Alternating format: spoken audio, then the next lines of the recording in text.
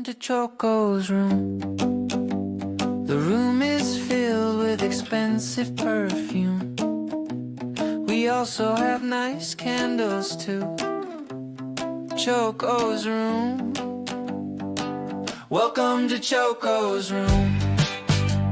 The room is filled with expensive perfume. We also have nice candles too. Choco's room. Choco, the host, is here, a brilliant composer. They say in his chair, his wiseness and youth are a rare pair. All right, welcome to the special Golden Chocolate Stache trade deadline edition of the pod/YouTube channel that we got going on here. We got B, Choco, and Rob. So what's up, guys? What's going on? How's it going, guys? So I don't know what order you wanted to do this, but I know we're going to talk about like what teams were and where they are now, and I guess we'll go through each team, and then there was literally just more trades that happened that we could talk about too. So Yeah, I guess it's up to you guys what you want to do. Yeah, absolutely. I guess we'll start in the order that the teams come in here, and I'll start with the Funkadelics. We'll go to what they were, what they are now, and that's the team that started out with Young Tony and Hammer, Honky as captain, BQMYU, Thibs, Cobb, and Chez to Johnny. Yeah. And then they just traded for Blip. So I guess since we're talking about them, we can go into that trade that literally just happened. Honky traded Royal Lidity and Cobb to Sando for Blip and Ace. So now he has Tony and Blip up front with, I guess, him and Ace on defense. It'd be Rebel, I think, is going to be the primary. So I think there's going to be some flexibility there, which is why I think he did this, where because Blip is not full-time, I wouldn't be surprised to see Rebel bounce from right wing to lefty. And then Ace will probably fill in when Blip is not there on defense. So as a perfect lineup for them, the way I see it would be Tony, Chuddy, and Blip on forward, followed with Rebel and on lefty, Honky on righty. Yeah, doesn't sound that bad. Yeah, which on paper he did a good job kind of fixing the holes on his team, and he did get a bit of a safeguard there. The real question is going to be if it's too late to try to turn the season around. But if you think about the upfront line, I know Tony's really enjoyed playing with Chuddy, and him and Rebel dominated the league last season, but now you have realistically the best shooter in the league with one of the more offensive dynamic wingers on the other side. Like, if they gel well, it's going to be a scary offense to go against. And so do you think that Blip more effective than Hammer playing with Tony, or is it just more so about the way things align? The thing is with Hammer and Tony, it wasn't even that either of them were bad. It's just more so they played very similar when they were on the team. So I think it's going to come down. This is kind of like a Hail Mary throw, I think, by Raging, where it's if they work, they're going to torch the league. But if they don't, I don't think you're going to see a good finish to the season. Yeah, that's not bad. All right. Yeah. Who should we talk about next, Rocky? I know I went a different route than the actual website. I was on the Excel file at the start of the season to pull the old lineups, but So that would be Roomba if we're going that point, because that was Kane's team, who also was very active in this the last few weeks. it's crazy. I feel like Yeah, I everyone don't- was making moves. I don't think he has like any of his original team, right? Besides Dom. Yeah, and his goalie, I guess. He can't move.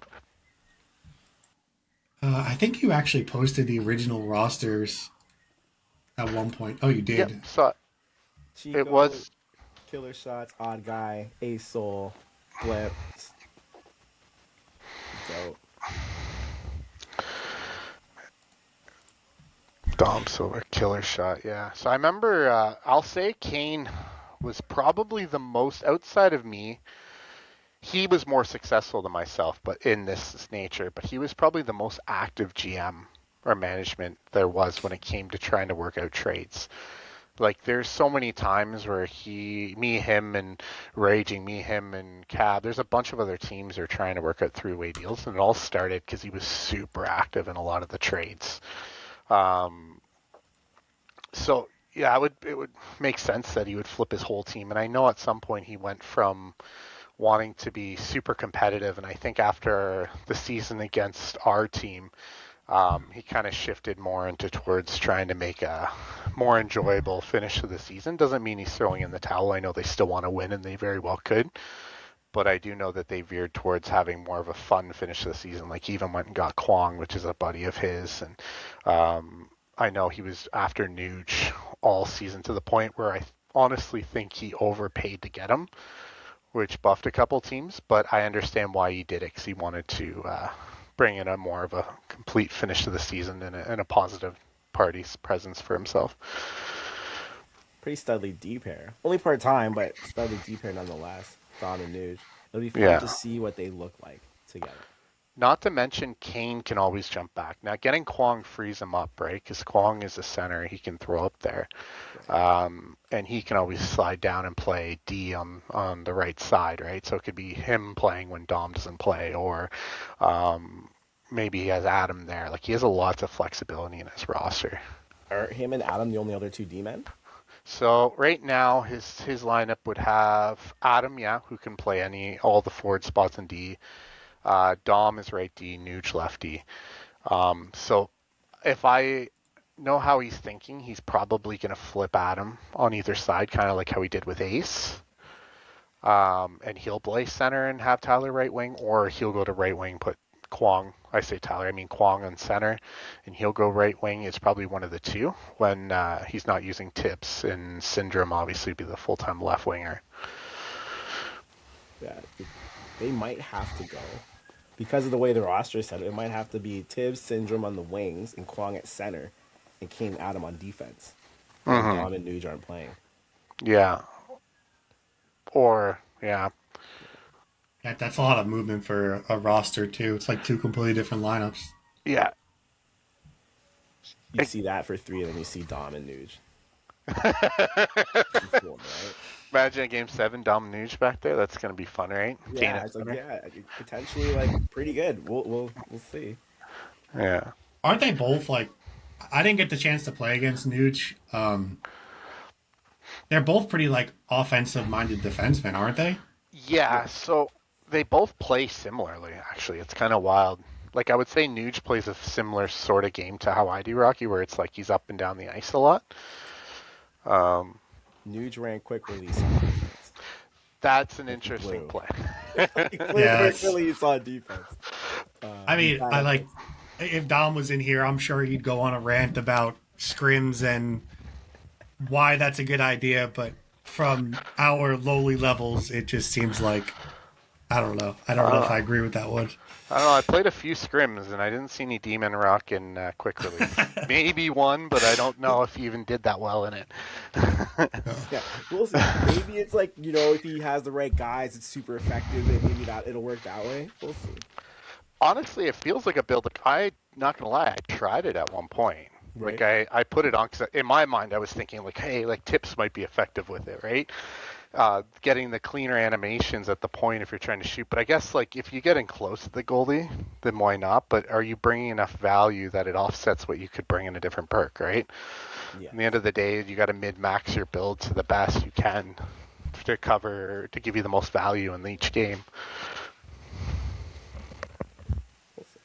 So who do we have next on the list? Next on the list is Dadbot HC. Another interesting. Dad bods. That is Saperlay's team, and I know sorry, they Sap. only made one trade this season. Yeah, So I thought they were going to be much better than they are. Honestly, I was kind of surprised. When Lost in the Sauce isn't playing, I can understand they're not as good. When he is playing, they're dynamite. I played him with Yeah, Jimmy's team this week. It was not fun. It was not a fun 3 games. yeah. Lost in the Sauce is definitely not fun to defend. Like every time I play against him, I just make it my goal to not get burned, which is not easy. Absolutely. Yeah, but last time Sap and Killzone had a team, they were fantastic. So we expected that again from them, and this league got better overnight. Like this season's better than the last 3 seasons, I think. So I think, Oh yeah, yeah. yeah, where they are now is like where they fit in with the talent pool we have, and that's okay. That's my I mean, Ozzy still has not to like get stuck on reading stats because I mean people could just look it up, but like Ozzy is still doing really well. Like he has 65 points in 24 games. Like that's really good. So yeah, he's a monster. yeah, Ozzy's absolutely gross. Which is why that line with Lost, like that's one of the top lines in the league. I think yeah, I don't want to see that. So you're going to see that for 4 games, which will help them. yeah, I could absolutely see them making a run in the playoffs. Like just because that line is going to be so hard to beat. Yeah, my argument is, well, they're in fourth, so they're going to choose a team anyway. So Yeah. they're not doing so bad. We just thought. No, it's just like when I remember when I did my original power rankings, I had them at like 1 or 2 because I just thought that they were going to be really good. Yeah. And it's not that they're playing bad. Like they're 11, 9, and 4 right now. Yeah. So I mean, yeah, they're They'll probably end up 6th or 7th, right? But that's a tough series. I wouldn't want them first round. I don't think. no. If I was choosing, so we'll see. Some of that could come down to chem too. Like I know that the deal they made to get Lethal Mike was because that group plays a lot, right? Potsy, Sapper, and Killzone and them, like they play a lot, like Aussie included in that group. So that's a chem team that's kind of tried to fill in the left wing spot. I know that they had another forward they wanted to sign up, but he didn't end up going through combine, so he didn't make it through. So that's a chem team that has had to fill out the left wing because of how the season started and who they had signed up. So getting Lethal Mike, I think, is their way of trying to offset the other half of the lineup. Yeah, and if Mike's the other end, like the other left wing that plays, like they're going to be really good. This is one of those situations where it's like you're on paper, they made a deal that made them look worse, but I think on the ice it will translate better. Yeah. Well, have you guys seen a lot of Lethal Mike? I played with him this season. I think he's I was his D partner in the AHL for a season. Okay. He's not bad. He's a super nice dude. Super great person. I wouldn't say he's a top line player. Like in terms of what they gave up getting rid of Broomball, like there's no real comparison into individual thumbs and skills and everything. Yeah. But you're building the best team, not just getting all the best players and hoping that it works, right? Yeah, we'll see. All right. Well, who is next on the list? Short and sweet is next. The bringers of drama, as we like to call them. Just crazy. JC is fun. Lots of fun. This week was really crazy in terms of that matchup and them really pushing for it and putting a lot into it and dominating it. So good on them. They talked a lot of trash and they came through. So that's pretty cool. Yeah, I don't think they've made any deals either. They've No. they dropped Turbo, I think, and Oh yeah, added shotgun. that's been about it. Yeah. I know they're one of the more quiet teams too out there with the market. Like they weren't really exploring a lot, so I guess that's what you get when you have a top team, right? You just kind of want to stay pat and kind of see what you can do chem wise down the road. Yeah, I feel like it's a chem built team and guys that play together a lot. And I don't know, they're about to make a statement. I guess that was wild. Pretty fun. Yeah, I'm pretty good friends with Parks there, right? I talk to him all the time, and I was the one who invited him to the league, and he was talking about how much fun it's been. So I'm glad that he ended up on a good team and is enjoying it. Nice. Yeah. I expected them to lose to Seize the Gap. I was completely wrong in all my picks. And then when JC called me on, I was like, man, like I beat you when I was on Sando's team. So I don't know. And he said it was the second line. But Burgers was playing, Suzuki was playing. We'll see. We'll see what happens down the stretch. 'Cause I think they're gonna be a tough out. Yeah, they will be for sure. In terms of the next, the next team is Shem's team, Motor City, by the looks of it. Yeah. And let me see. Their original roster, I don't know if they made too many changes, but it was Shem, obviously left wing, and then they had Cheevers and net, Fat Load Broad on right wing, which is Brody basically, Joe Shiny at center, Kelch and Farrell's as D partners with Gallo rotating in is how they started the season. Yeah, I don't think they changed. They didn't change anything. No. And like Shem and Broad are the most dangerous duo in the league. Yeah, they're good. Yeah. That's easy that they're just. And I'm kind of happy for Couch and Gal. I feel like they get too much heat. It's good to see them doing well. Yeah, Kelch has like almost 30 points already in 18 games on defense. So he's been helping out offensively. And they're going to shoot up the standings. They have a lot of games in hand, so they're going to shoot up the standings. They're probably going to be in the top 3 at the end of the season. I do think it was funny though that I got to throw Kelch under the bus a little bit here.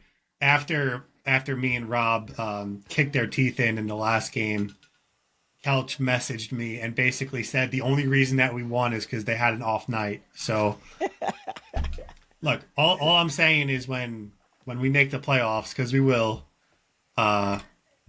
maybe they should try to back that up in the first round. I don't know. Just throwing it out there. Yeah, they didn't really make any changes.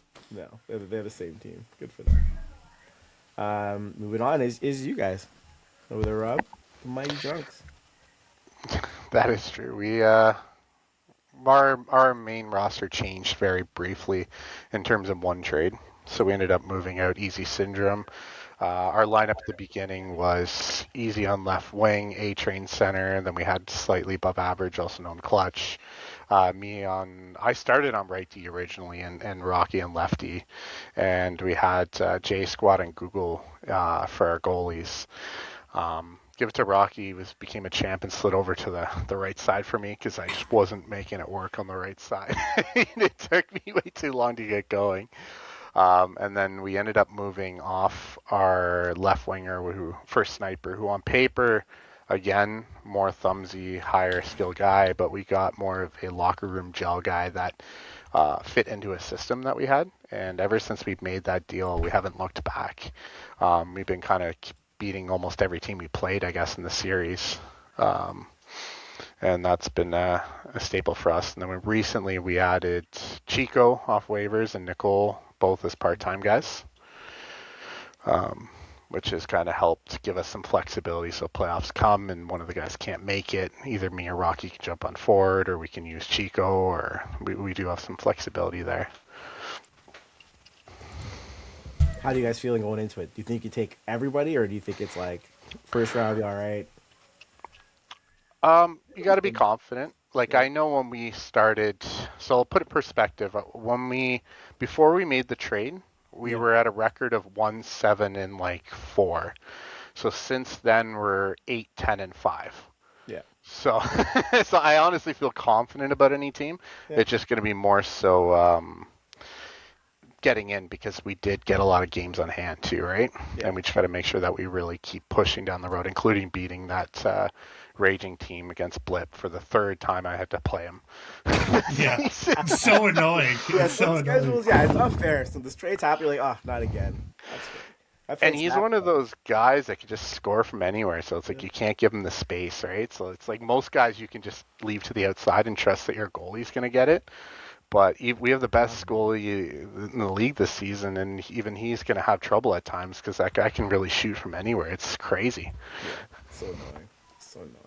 Yeah, like you play him perfect, and he'll still find, like when we played him last time, we gave this guy absolutely nothing. We poked it off of him. He just goes behind the net and gets the fastest wraparound animation I've ever seen, and scored on J Squad. And we're just like, what just happened? Like, he had nothing. Yeah, it's not even part of the game. How's that a goal? It's wild. Yeah, so it's just like he's so hard defending, and it sucks that we have to play him again. But I guess it is what it is. Yeah, this league has some guys where you're just like, it's gonna be like I played now I played Lost in the Sauce twice with Dad Boss. I'm like, I don't want to play those guys again. Last question on that. What do you think? Like Syndrome was rookie, right? Was like Mhm. supposed to be hot stuff. Was pretty good, and then you move him for Sniper, who here's what I'll say. Sniper has a lot of championships. People don't consider him a part of like top tier lineups. Even though he's a great third guy, I think if you need someone to just push up and the puck goes in, I think he's almost the top guy in the league. But how did that change make you guys better? Because that's addition by subtraction, technically, right? Yeah. So two things. One, obviously a chem thing, and it kind of me and Syndrome didn't really gel a lot on breakouts and that. And I know as a forward line it wasn't even anything he was doing because he was going in good places, he was making good reads and everything. But when you don't gel and you're off by a half a second, it can make Yeah. the difference of going the other way in counterattacks, right? The other thing is because we started so slow, our party presence was not bad, but it wasn't good. There's a Yeah. lot of times where it was poor A Train, and I leaned a lot on him just trying to get the party to keep talking and communicating instead of going silent. Yeah, because A And Train's a good guy. A Train's good shit. I love A Train. I love him We ended too. up adding Sniper, and all of a sudden, within the first series, we were all like talking and shooting the shit. Like it drastically made the what turned into like, oh, I gotta play chore type of scenario into like a fun party presence. Like I enjoy playing with these guys, right? So I get on. There's no feeling like you're stepping on eggshells. There's no, oh shoot, I thought you were gonna go here do this, and no one talks about anything, and it just kind of came together better. Yeah. And like you said, it is addition by subtraction in a sense. I will say, I outside of Kane, I've been the most active GM. I literally reached out to every team at one point, and there's a moment where we were going to be the team getting Hammer or Roydy. It was super close, and Yeah. it came down to one piece, and it fell apart. And I'm not going to go into it because no one wants to know all the details of that. But just to put it out there, that this became a situation where I had to make a move before our season was burnt, Yeah. and I'm just happy it worked out. That's the whole point of a good captain, right? Like, if some captains could have things not going well, just be like, we're gonna suck. Who cares? And other captains are like making moves, making changes, and getting better. I think that's the point of the league. Like, we play league so people try to win, right? They do the best things to get competitive, and I think that's awesome. All right, enough of you guys. Who's next? Rat. Cabs, right? Yeah. There we go. Well, I played a lot with these, these three, Pit, Hammer, and Rat, and they've always had like high scoring offenses. Their biggest struggle, for the most part, is when it comes to postseason time. When teams get tight, um, they kind of struggle sometimes. But I don't know if that'll be the case this season. Um, I know we don't like to talk about outside leagues that much here, but I think it's relevant to my argument. Pitt just won a ECHL title in LG, and I think that they're kind of starting to learn what it takes to win as a group. Um, and honestly, I think that this is one of the better defenses that they've had outside of the season that they had me and Trey. So I I know what they when they started they had I think Kwong at center and who was their right D? They had Roydy. They were the team that Oh, that's drafted right. That's Roydy right. after Yeah, failing Hammer. yeah. So they went out and like pushed really hard to get their boy, and um, I think they'll be a tough out. I'm not going to say that they're going to go and win, but I don't think that they'll be an easy out for anybody. I think it's gonna depend on where they fall, cause like, and I love Rat. I played with Rat first season, and Rat scored 100 million goals that Yeah, season, and it was a lot of fun, and we were yeah, a lot of scoring goals. But when the playoffs came, Rat is a very hard forechecker. yeah, When you're a very hard forechecker, you give up zone entries really easily. And so when everything tightens up, like say Labia picks them first round, Labia's gonna play a really boring trap style game, yeah, and then Rat's gonna do like some crazy hit across the ice and allow everyone in the zone, and it's gonna turn into a lot of odd man rushes, which turns into goals. And if they can't score back, it's going to be a quick series. If they move past that and find a way to, to keep it even and keep it so you're not getting the rushes as fast on offense, but also you're not allowing as many chances on the other end, they could probably go really far because I think they're a talented offense. And that's the other thing. Like, when we just played them, I think last week. We beat them two games to one, and was it the last game that we blew them up? I don't remember. Yeah, I think it was game three, but we we exposed them really bad. Right? yeah. So I can see where you're coming from. Like, they do kind of tend to struggle against the better offenses or defenses. I mean, so yeah, maybe there'll be another easy out for Lemansky, but I don't know. I still think that they'll do well. They are a very quick counter strike, so yeah. Yeah, they are. They're hard to defend, and they're really good at those. Like, if your team gives up a 3-on-2, they're gonna make you pay for it because they've played together so much that they know, like, based off of which way they're going, like how they're gonna cut, and it Yep. just makes it really hard to defend. So, like, that stuff, they are very, like Rob said, they're very quick to counter. Yep. And if they got the D-man with send it, just shooting it up the ice, Yeah, it's going to be yeah. it's good. It's awesome. Grow Up is next. Grow up. So that's Sando Sparks' team. So they started originally because they also had some movement going along throughout the season. Yeah, Kane, and a few other teams are really aggressive, and then there's some that were none, and they were one of the more aggressive. They started with Sando and Weasel, obviously, as their captains. They had Nuge and Lethal Mike at the start, Cool Sieve and Choco Brown, as well as Gandalf Noodles and Nick DeGree. So now, because I think they obviously just made that big deal getting Blip, and then they made the big deal getting rid of Blip.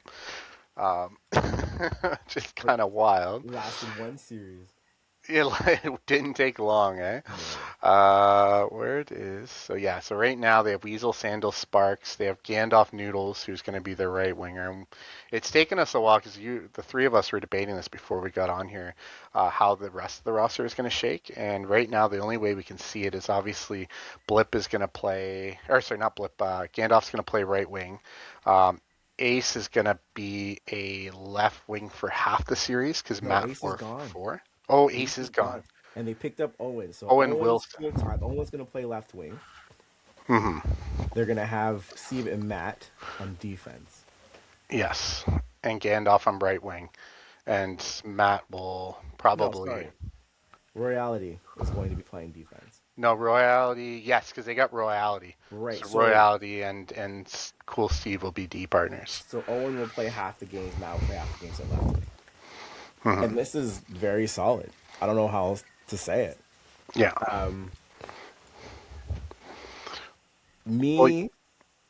Gandalf, Sando, probably not enough firepower. And I don't know if Matt becomes more firepower, but Reality playing full-time D with Cool Steve, I think, is a tighter pairing defensively. And they're a tough out. Yeah. Well, the three of them, you build through the middle of your team when you can, right? Two D-men, a goalie, obviously, in your center. And those two D-men and center all at full time. There's no, like, in and out rotation. So that's going to be a benefit to them. And then Matt, I do know plays in the AHL at a pretty decent level. Like, so he is not going to be a slouch offensively. It's just going to be when playoffs comes, if they can get a win from their quote unquote second line when he's not playing against some of the tougher teams, right? Against the weaker teams, I don't see a problem. They'll just probably out defend them and generate chances off the counter and breakouts that their D-men can do. But the tougher teams that defend well, then they're going to need to rely more to try to squeak out a win there and win with their other line. Yeah, that's going to be tight. It's going to be tight. So I think they're going to fall into the bottom four of the playoff teams. And I'm trying to think of who's going to want to pick on them. And I don't think anyone's going to want to play them first round. Nah, they'll probably end up making their pick. Mm-hmm. Well, they're 21 games, right? How many games in the season? It's 10 series, 11, 10 teams, 10 series, so 30 games. 30 games.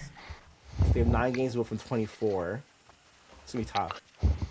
Oh yeah, I guess that they could. Yeah, yeah. I don't know. So I guess it really depends on where everybody falls. This will be good for the playoff edition. Yeah, yeah. This will be the one that we use when the Yeah. playoffs actually happen. Next is Seize the Gap, which Seize the drama. cat. Sees the D-Vets, gap D-Vets. is DVETs. I just want to say, in his write up, like before you guys start talking about it, he absolutely shit on Rob for making that trade.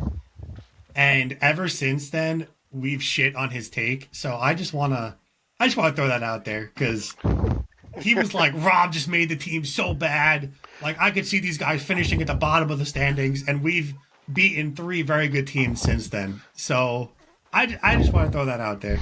Take that. Rocky stirring the pot before we Yeah. start talking, eh? But yeah, go ahead, continue. Go ahead, do your thing. Oh, so this is an interesting team. So let's start with where they originally started. So originally they had the DVETS, Sexy Rocco, NPL Pens fan, who him and DVETS have been D partners since the last season when they won the cup. They had Nick Veds, arguably the best forward in bidding. That was part time. Sweeney, a rookie goalie that stood out hugely. Ziggs, Swiss World Master Shotgun. I do know that they ended up dropping or trading Shotgun.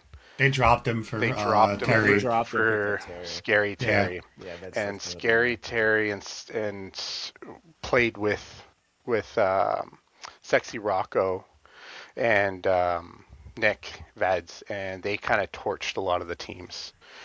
Now, I don't know the full ins and outs, but I do know that there was some, I wouldn't say drama, but more priorities towards points and less about team success. So I know that DVETS made some trades to try to offset that. So originally he sent Ziggs out. Then it ended up trading Veds out to bring Ziggs back. And he also got Choco Brown. And I'm trying to remember who else came in on that deal. Callaway. Callaway, who's sneaky good. Me and Rocky just Yeah. played him in the Kane series. He's crazy thumbs, very thumbsy. Yeah. So it's going to be interesting. Like on paper, it doesn't look as bad as it sounds. I think where it gets kind of weird is the fact that they gave up Ziggs and then took him back for giving up Veds when they already had Veds and Ziggs. But obviously, like us, Rocky, you start a team that on paper looks really good and it just doesn't gel, and then you have to make a downgrade to make a step forward, right? And I'll say they have less holes now, even though they're missing Veds. So they might be more of a balanced 1-2 lineup than before. But I do have a lot of question marks against some of the new guys they brought in. Not Choco. I think you'll be perfectly fine there. I think you'll do well with Ziggs as well. But the new guy they got from Kane, I have some question marks. Not that he's bad, but he plays very similar to Veds, where he is going to be very thumbsy and try to walk through a lot of teams. So I'm curious to see how that does with guys that like to pass and move the puck around a lot, like Sexy Rocco and Ziggs. So that's my only question mark on that. They did get Broomball as well, who's a nice ad. Like you guys are a very strong team. It's just going to come down to if it gels, because if it doesn't, you can't change anything now. Well, I played with DVETS, Pens last season. I played with Rocco a lot. He's really easy to play with. So okay. Ziggs I think is awesome. I love Ziggs. Yeah, and Callaway he's a good player. He'll have to learn a little bit more about just, playing your zone, back checking, stuff like that. Like, it's not all about rushing up and trying to score. Unless you're ahead and then it's about rushing up and trying to score, Other than that, though, team is very solid. I don't know if there's enough time to get reps in. Like, if we don't play at all, we just play, for the series and the playoffs, I don't know if that's enough time. And that's the only thing I can think about. Yeah, no, 100%. Next is the ice holes.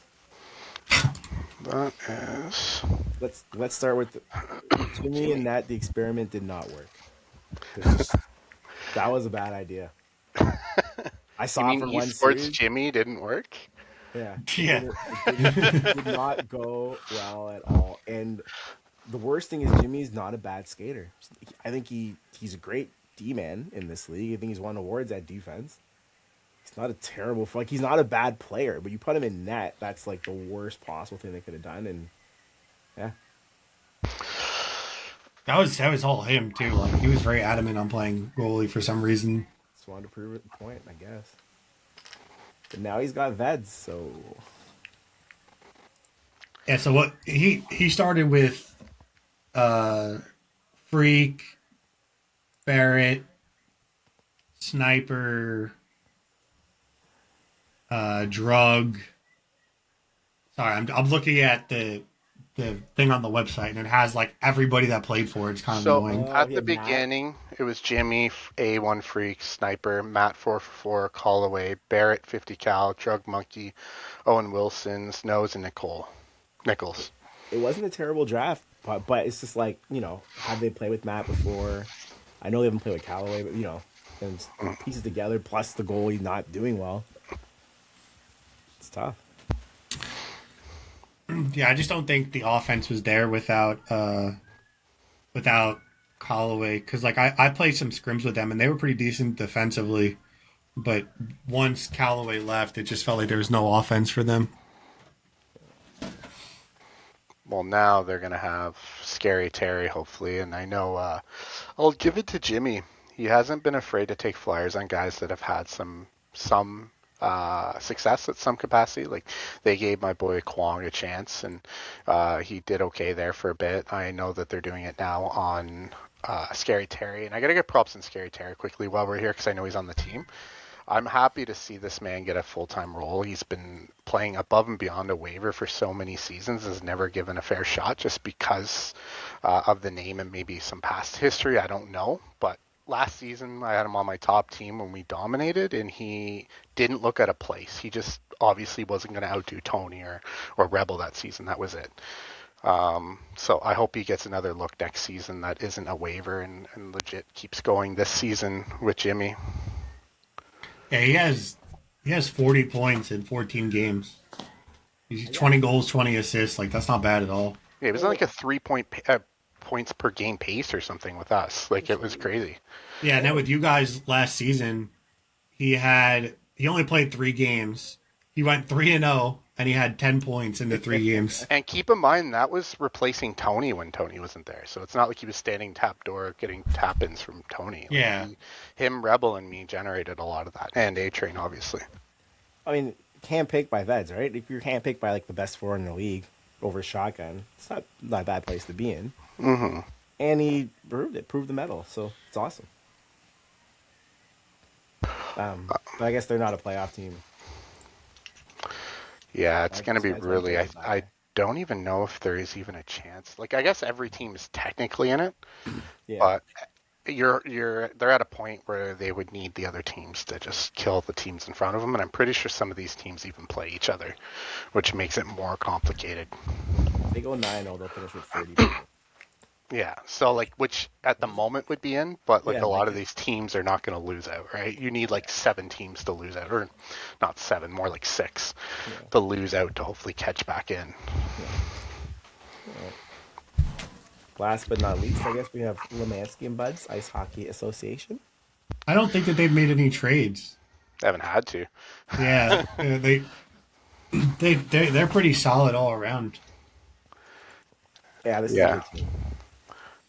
They're like Shem, where I was reaching out earlier, and I would have had to have overcommitted things to get anything from them. Like it makes sense. They're just in a really good spot, and give it to Lemansky for doing a fantastic drafting and getting guys that gel well together. Can't say enough. It's it's nice too because Lem is such a nice person, great person, a good player too. So it's just like all around they have a good team. Yeah, the Carpinus draft that made this team really solid. Mm-hmm. 'Cause- He's at 50 points right now. He's 18 goals, 32 assists, 50 points in 21 games. It's pretty good. yeah, and like having Reap come for a couple games, Wizzy the other, like you're like this is all right. This is gonna be tough team. They showed it all season. And I think Reap is like one of the best centers in the league, like defensively. He's so good. I hate playing against him. It's very annoying. Very annoying. Yeah, he's very responsibly like a very responsible center, and he also has thumbs to match it, so it's really hard to play against him. Yeah. So that's all the teams. Now, I'll ask you guys. Who would you say your three winners of the so far the trades have been, and three losers before the trade deadline?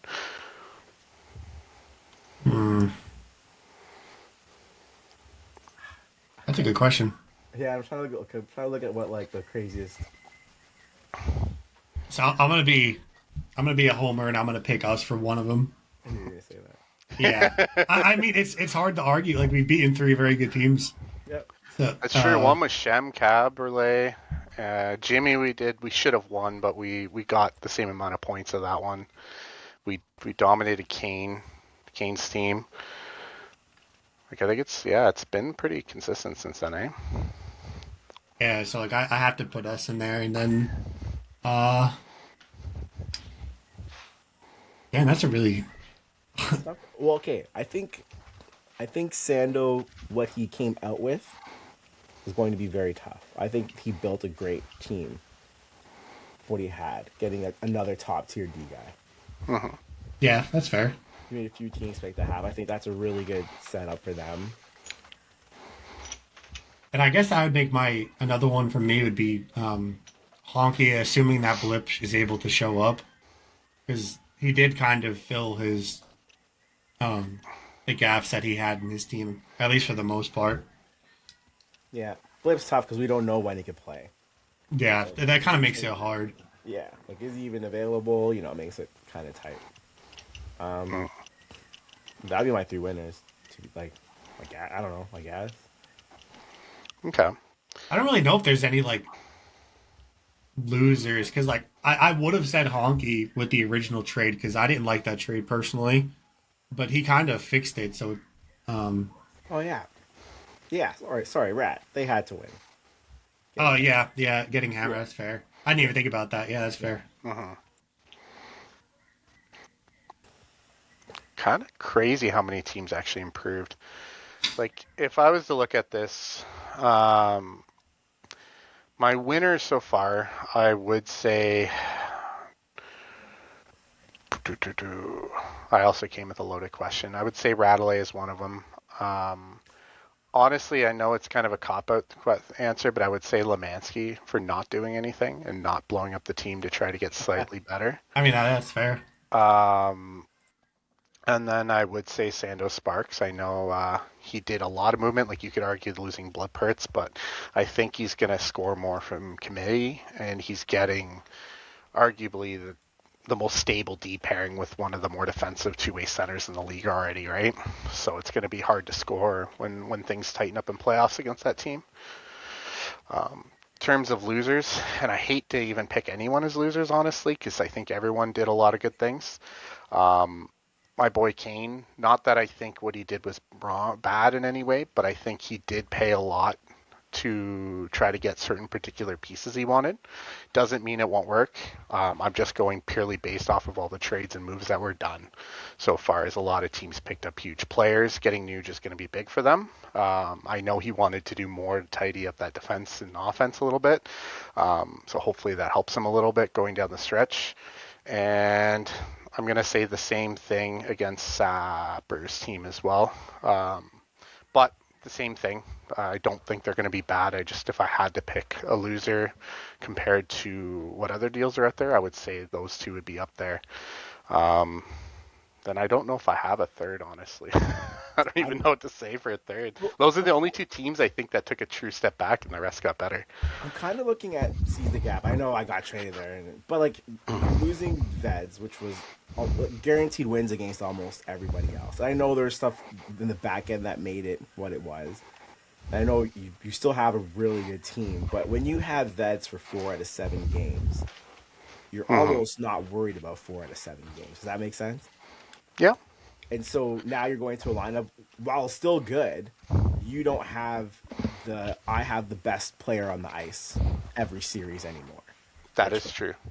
now you've traded so no one has him potentially because I don't see Ice Holes making the playoffs, which makes it less of a loss because but going from I'm not worried about winning games to you have to figure it out with this new set of guys you brought in is potentially a loss. So, but I'm going to make it work. That's Yeah, I guess that makes sense. Those would be the three. That was a good yeah, point there. I guess whenever you lose the best player in a deal, right? It's yeah, exactly.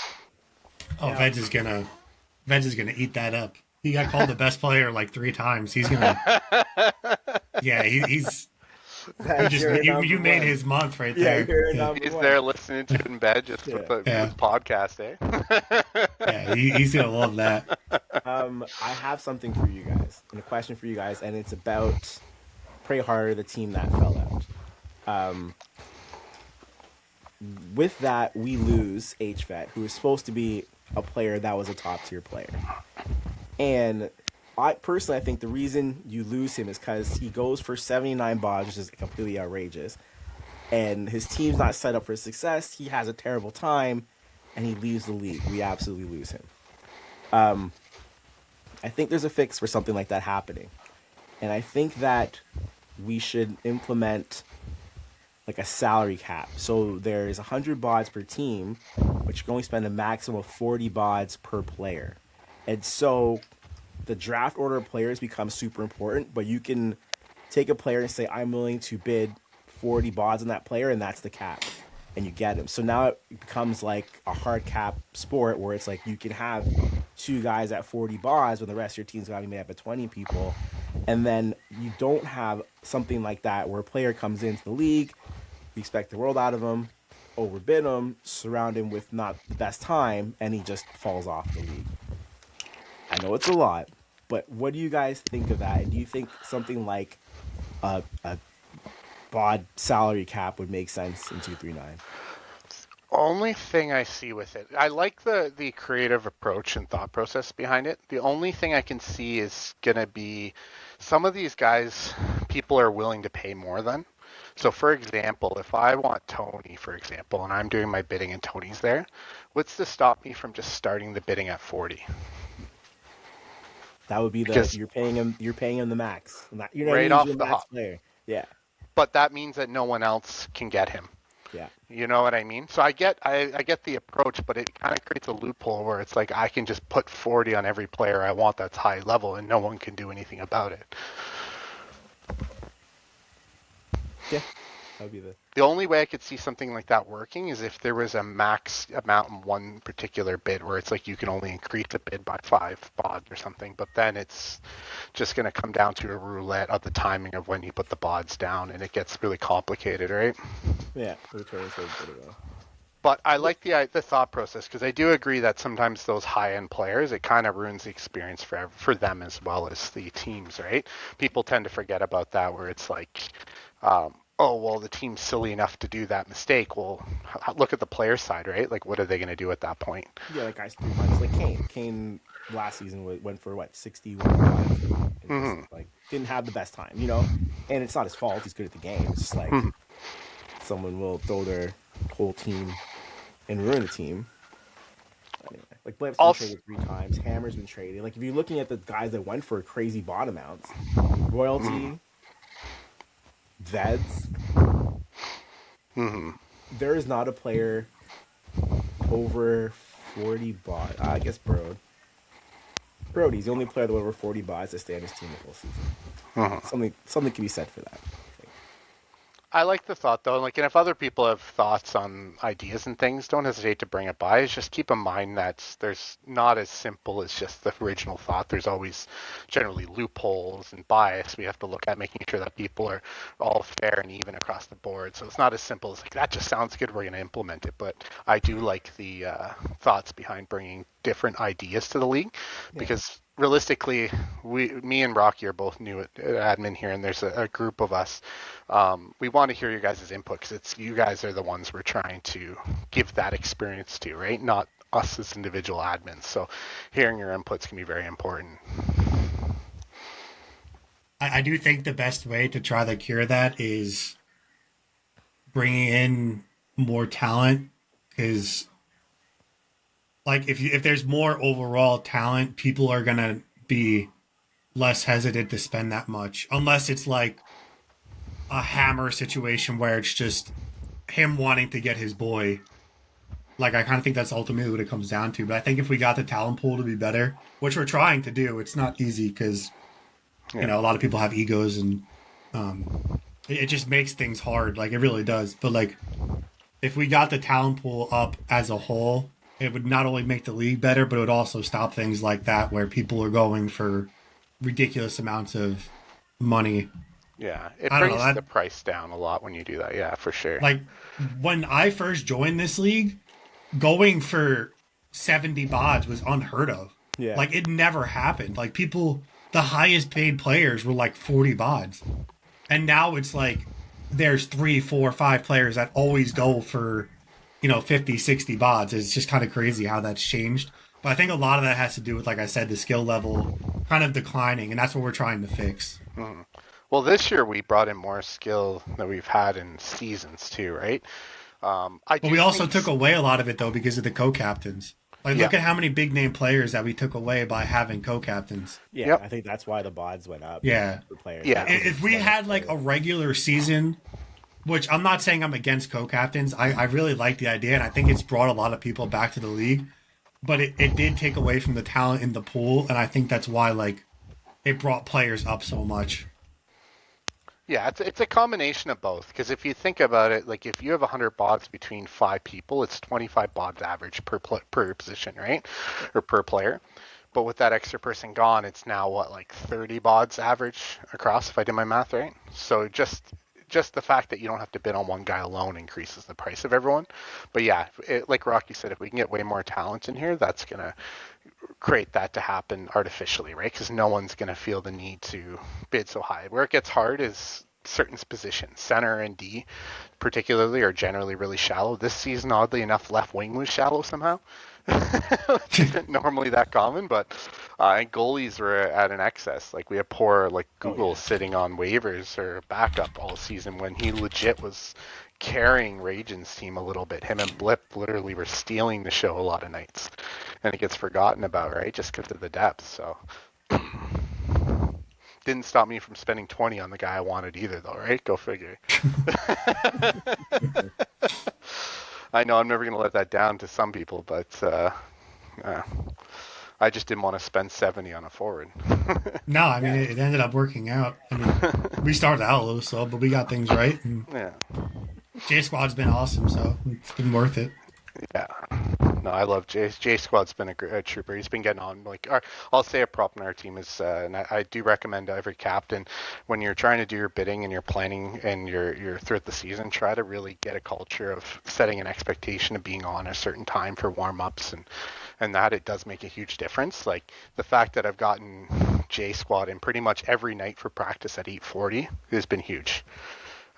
With everyone else. So I do recommend trying to bring that culture whenever you own a team or captain a team. Well, last question for you guys: any chance was going back to 10 o'clock start times, or? I wish, but it's I going to mean, depend on the committee. yeah, I mean that. I guess that'd be something that we would have to talk to them about, and then go to a vote. I'm assuming, and let the people vote on what they want. That's what I would think, but I don't know. I've only been doing this for like 2 weeks, so it's I just got here, yeah, but Yeah. yeah, I like 10 o'clock. Anyway, um, is that it? yeah. I think so. That's it. Rock. That's all. We've talked about everything. Awesome. Um, any teams you think are going to, in the bottom, you think are going to make it, or any that you think aren't? And then we'll wrap it up from here. I don't see anything changing. I honestly don't think it's going to change much from where it is. Like I think we'll be the eighth seed, only because of the amount of games that we played. Mm-hmm. Yeah, I can And see that too, because I guess the divide is at 20 to 14, eh? So it's like a lot of these teams are at 14. Fair enough. because we have 2 series left, and then the one game against Honky. So say we go 2-1, for those two games and then beat Honky, like we're still going to be around 500 ish. So I feel like that's a safe like 7th, 8th place. The Cavs team, the Masturbators, they only played 15 games, so I think that they'll shoot up a little bit too. Yeah. Unless like a team like the Dad Bods loses more than we expect, but I don't see that happening. I don't know. Yeah. Awesome. Oh, they only have 26 points. Yeah, there's potential. Like there's a lot of potential. But I think Ruma's Revenge. Do we see them jumping up? That's the team I was kind of circling. It's just that was also the team that I think also kind of took a step back in a lot of the deals they made. So it's going to be interesting to see if that's they can figure something out, because they're the team that's the closest and they have less games played. They have 4 series left, and there's 2 weeks left in the season. So you're going to get dominant news for 2 of those series. Let's see who they play. They play Ice Holes first. Okay. Dominant Then news they for that series. Then they have to play Masturbators, which is going to be a big series. Funkadelics, which is probably going to be a really important series because they're also desperate, and that's against Blip and Big Tony, so I'm curious how that will go. And then they have Short and Sweet to wrap out the season. Yeah. All right, it's pretty tough. They're gone. That's like. I mean, so say that they go like 500. I mean, yeah, but I could also see them beating Ice Holes, beating Funkadelics, and then maybe stealing the series against Cab's team. And then it would really just come down to whatever the other teams did. So I guess it's possible. But it's like, I think you have to get to 30 points to make the playoffs. And they probably can't do that in 12 games. Yeah, I guess that's a good point. So, I don't know. I guess We'll see. That's why we play the games. I do want to say that we do plan on doing this again before the playoffs. At least I think. So make sure that you guys look out for that, because it'll probably be us 3 again. At least, At least that's maybe we'll try to do like something live. I don't know. I guess we'll try to figure it out. Yeah. Sounds good. Yeah. But that's all I got. I don't know about you guys. Yeah, signing off. Signing off. It's pretty good. 56. Oh, Welcome to Choco's room. The room is filled with expensive perfume. We also have nice candles too. Choco's room. Welcome to Choco's room.